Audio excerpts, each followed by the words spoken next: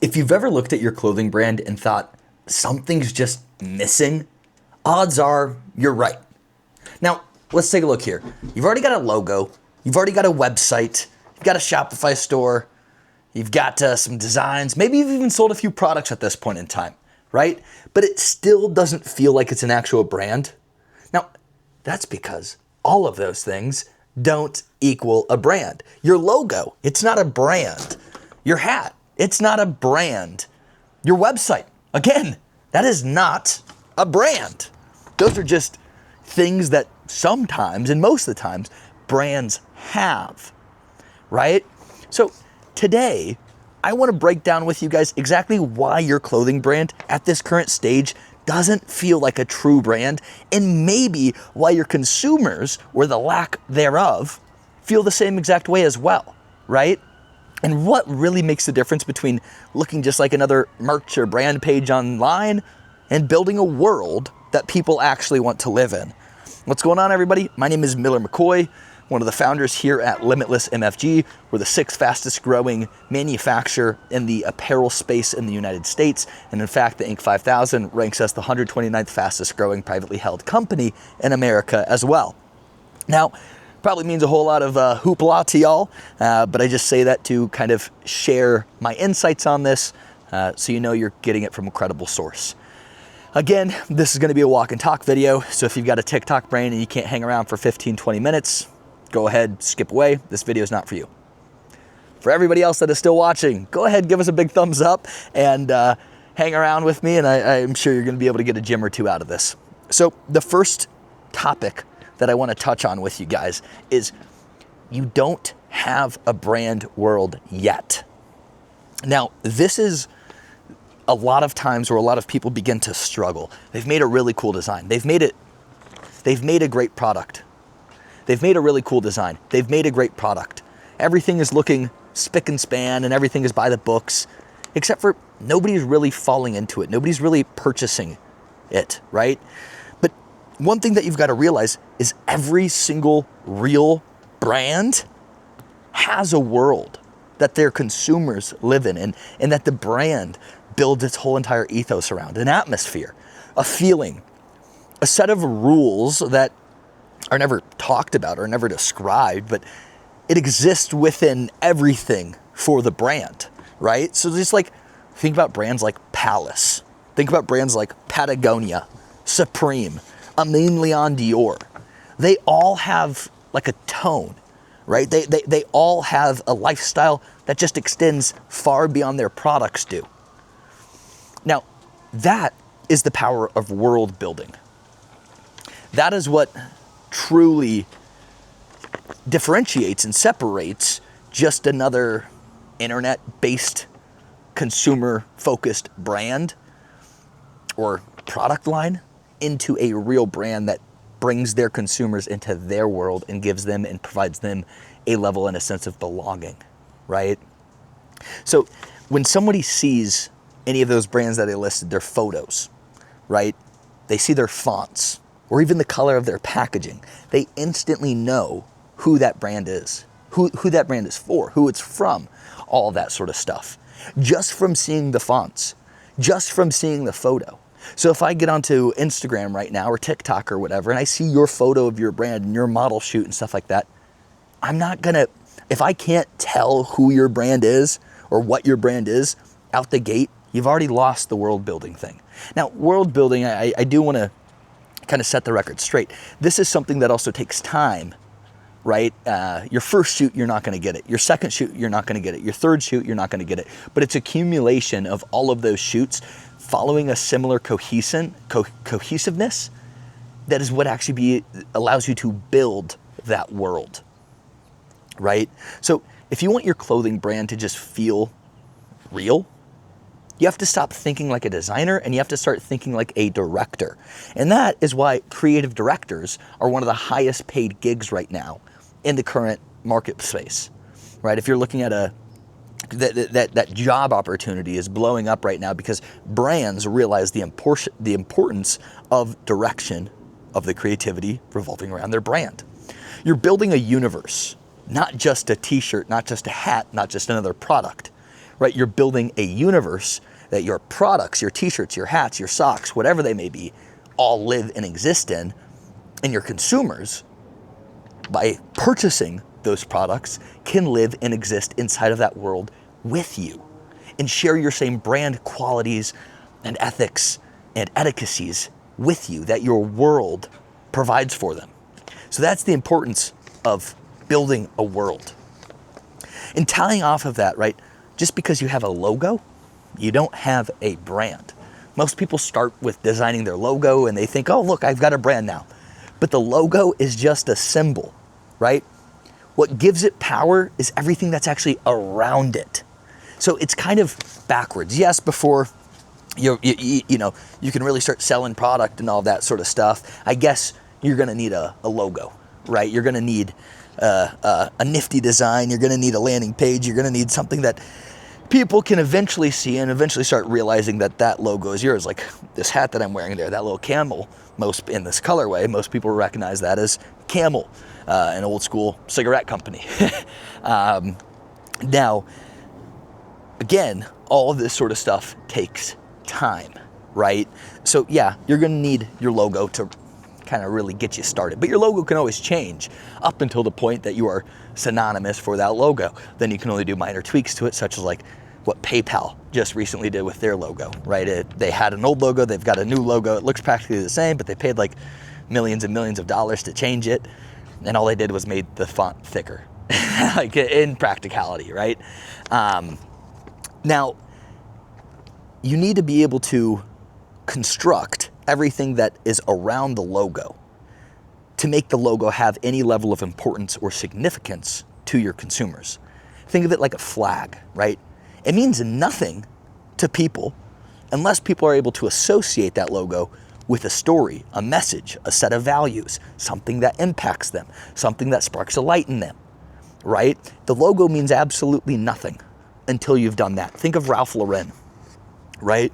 And I think Leon Dior's the resurgence of the original, 1950s, 60s, 70s Ralph Lauren, just in today's world. But that's probably a topic for a later time. But Ralph Lauren, you see that logo and it draws you and pulls you into their world, right? If you wear a polo t-shirt with the actual Ralph Lauren polo logo on there, that says something about you, right?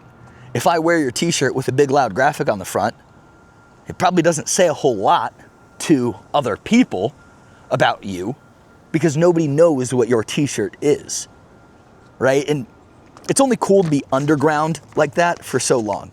Eventually, it's important to kind of break out and kind of hit the masses, right? So, if you can't answer what does your logo stand for, what does the world around it mean, what emotions is it trying to evoke, your logo doesn't mean anything at that point, right? And at that point, you've got some work to do, So that's the second point that I want to touch on. That first one was you need to focus on building a world. The second one is a logo doesn't mean a brand. Everything that surrounds the logo is what makes that brand. The third thing is aesthetic. And this also ties back, everything here is basically going to tie back to the world building, right? But your aesthetic isn't cohesive yet. I'm always going to say these things in yet. But another reason why your brand doesn't feel like a brand is your content, your colors, your tone. They're all over the place, right? One day you might post a meme. The next day you post a lifestyle shot. The next day you try to be deep and motivational. That's confusing to your audience. Your audience doesn't care, right? And if you're still trying to build an audience, doing a mix of all of those different things is going to pin the algorithm. When they see that, they're going to take the content and start showing it to different pockets. That's kind of what you think. But in reality, they're going to show it to the same 100 people that they always show your stuff to, right? And so you need to make sure that you're building something that's actually cohesive, something that actually is telling of who you are, what you stand for, what you're about. And you need to make sure that that is shown time and time and time again throughout all of your content, throughout every way that you communicate with a customer, throughout how your website is laid out, throughout the photos that you post. All of it needs to follow a similar tone, a similar color scheme, right? Now, when you do collections and stuff like that, this is where you can kind of have a little bit of freestyle with it, right? Like if you look at all the different lookbooks from Amin Leon Dior, they're all different in their own way, but they're all also very similar in their own way as well. And that similarity is what creates the cohesiveness that actually allows people to always recognize, oh, this is ALD. This is what they stand for. This is the world that they've built. By purchasing and consuming ALD stuff, I now live in that world, right? Kind of laughing at myself here. It's, South Brooklyn, right? A lot of stuff like that. Brooklyn, New York, right? That's a Bushwick, baby. But anyway, I saw all that, right? You have to pick a lane at the end of the day, right? Your brand needs consistent voice and visuals, and both of those are the language that you speak to your consumers, right? And if neither of those two are consistent and cohesive, it's just going to be confusing. Does that make sense? The fourth thing, you haven't built anything meaningful yet, right? People don't just buy products. I will harp on this all the time. They buy meaning. They buy what wearing your brand says about them. Again, think about the Ralph Lauren and the polo, right? If you see somebody wearing a polo t-shirt and they're wearing a pair of trousers and they're wearing a pair of dress shoes, what can you assume about them, right? They're probably some sort of in business, probably belong to a golf course, right? What else can you draw from that? Your brand needs to have meaning and some level of intrinsic value that the consumers can latch onto and say, I wear this because it states who I am. If you see somebody wearing an aloe set, what does that say about them?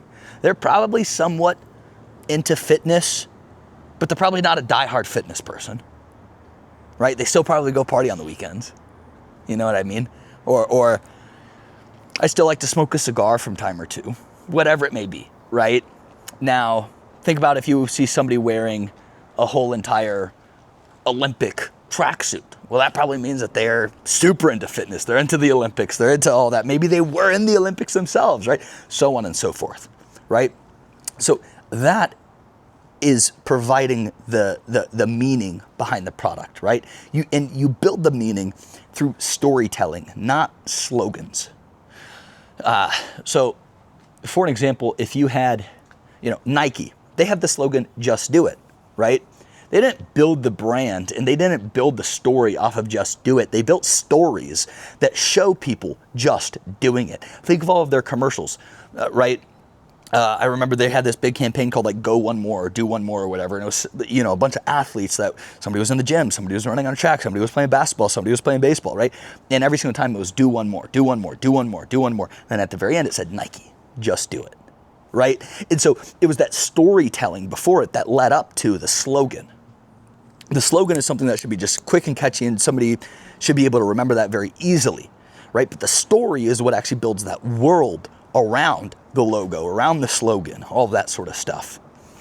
So maybe something like showing behind the scenes, telling people how you started, and share actually what your brand means for the consumer, right? Something like that is probably a pretty good space to get started in with this whole entire world building. Make it raw, make it authentic, right? People I'm talking to, we likely don't have hundreds of thousands of dollars to go drop on commercials and campaigns and stuff like that, right? So do it low budget. Do it scrappy. Just make it happen. Share the story. Without sharing the story, you're never going to be able to build that world. And without building that world, your logo is never going to mean anything. Your designs are never going to mean anything. Nobody's ever going to be able to get behind your product because there's no meaning. The fifth thing is basically the fix, right? You have to build this world first. So this is what I'm saying. You have to do it consistently, right? You have to do it from the jump. Now, yes, again, at this current stage of your business and all that stuff, your world can change, right? You can drastically change the world, right? Theoretically, hypothetically, and through your brand, right? The world can change. So if your brand doesn't feel like a brand yet, the simple fix is stop designing for the product and start designing for the world that you want to build. That's the big one. Stop designing for the product, or stop designing for, that cool friend of yours that's like, oh, this design would be really sick if you like put some flames on it. Or hey, make the text bigger. Stop designing for them and start designing for the world and the ethos that you want to build. That should be where you really focus a lot of the time, effort, and energy on that you're currently doing, right? Additionally, on top of that, you want to build your tone, your typography, your textures, all of those things, right? The mood board, all of those things are so important. And they're little callbacks that you can always do whenever you're feeling lost, whenever you're feeling out of space, whenever you're feeling out of touch with the brand. These are always callbacks that you can use and recall. Say, hey, I don't use earth greens. I use neon greens, whatever it may be, right? Why does in this shoot am I showing real grass when I always use artificial grass, and I always spray paint my artificial grass some sort of neon green color, right? That's the level of cohesiveness that is always needed throughout the brand, right? So when every element actually begins to align, the logo, the website, the textures, the mood board, the voice, the tone, that is when your product actually begins feeling real, right? And this will take you time. This will take you effort. This is not something that you can just strum up in a month or, anything remotely like that. It's going to take consistency. It's going to take multiple rollouts. It's going to take you time to find what your world is and build all of your products for that exact world. Because at the end of the day, anybody can make a t-shirt, right? Anybody. If you're watching this right now, if your goal is just to make a t-shirt, go to printful.com and order yourself a t-shirt, right? Or Sticker Mule or whatever it is. Right? Anybody can make a t-shirt, but not everybody can build a world that people actually want to live in, right? Think about it. That at the end of the day, the essence of all of this, when you're building a brand, you're building a world for people to live in. People still need to find that world. People still need to jump into that world. And people need to be able to get behind that world. But if you can do that, you will have people that want to jump in and live inside of that world. And that is what really separates the real brands from just like a merch line or just another company that's out there, doing their thing. So anyway, in closing, if you want help building that world, that's exactly what we do here every single day inside of Limitless MFG. Go ahead, drop a subscribe, give us a thumbs up, leave a comment of some of your thoughts down below. And if you guys want to stay in tune, I'm making these videos pretty regularly. No real rhyme or reason to them, but I'm just kind of sharing some of my raw, unfiltered thoughts.